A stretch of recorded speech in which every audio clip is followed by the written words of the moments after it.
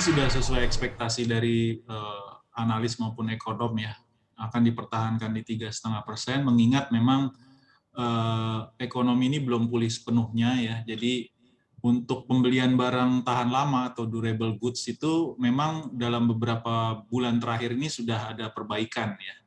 Jadi kalau kita bicara penjualan rumah, mobil, motor, furniture ya, lalu juga elektronik ini sudah terus mengalami perbaikan, tapi memang belum kembali ke posisi pra-pandemi.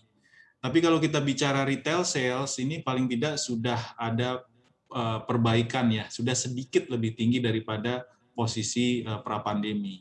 Jadi yang kita khawatir memang kelihatannya dari sisi consumption. Ya, consumption ini porsinya besar dalam ekonomi kita, dan kita tahu kemarin ada berita bahwa ada penundaan kemungkinan delivery dari vaksin. Ini juga tentu akan mengganggu tentu target dari vaksinasi, dan khawatirnya juga bisa mengganggu sektor konsumsi kita pada akhirnya. Dan yang kedua juga ada kemungkinan keterbatasan mobilitas di kuartal 2 ini terkait dengan mudik lebaran ya. Ini juga pastinya akan sedikit mengganggu juga sektor konsumsi pada akhirnya ya. Jadi ini mungkin jadi pertimbangan-pertimbangan sehingga masih akan mempertahankan.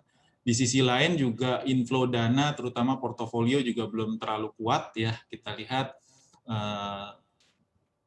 minggu ini memang sedikit menguat ya sejak awal minggu ini untuk rupiah, tapi di minggu-minggu sebelumnya rupiah kita kecenderungannya masih melemah karena ada outflow terutama dari obligasi pemerintah ya. Jadi kepemilikan asing di obligasi pemerintah kecenderungannya masih menurun, dan ini artinya ini juga menjadi pertimbangan ya. Jadi faktor eksternal maupun juga domestik kelihatannya masih menjadi pertimbangan Bank Indonesia, sehingga Bank Indonesia mempertahankan suku bunga masih di 3,5%.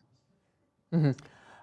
Mas David, kalau kita lihat dengan mempertahankan suku bunga acuan di level 3,5%, sebenarnya seberapa berdampak juga kebijakan moneter yang dikeluarkan oleh Bank Indonesia ini terhadap tentunya pertumbuhan ekonomi, selain itu juga untuk penyaluran kredit perbankan yang selama ini juga cukup tertekan di tahun 2020, ada indikasi kredit crunch begitu. Ya, kalau kita perhatikan ya perilaku pengusaha, pelaku usaha, masyarakat dalam menanggapi kebijakan suku bunga, memang ketika suku bunga itu kecenderungan turun, kebanyakan pelaku usaha itu biasanya menahan untuk melakukan ekspansi atau melakukan penambahan capital expenditure misalnya, karena melihat bahwa mungkin bank sentral masih melihat ada kemungkinan pelemahan ekonomi sehingga masih menurunkan suku bunga ya. Tapi ketika suku bunga mulai stabil atau malah ada kecenderungan ekspektasi ke depan meningkat, itu biasanya pelaku usaha akan lebih berani untuk mengambil kredit atau melakukan ekspansi.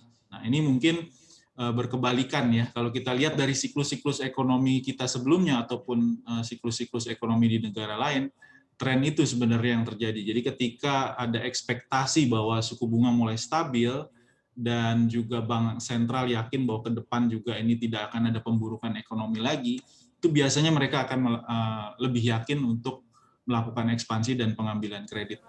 Jangan lupa untuk download aplikasi CNBC Indonesia yang tersedia di Play Store dan juga App Store untuk mengikuti terus perkembangan informasi seputar ekonomi dan bisnis terkini.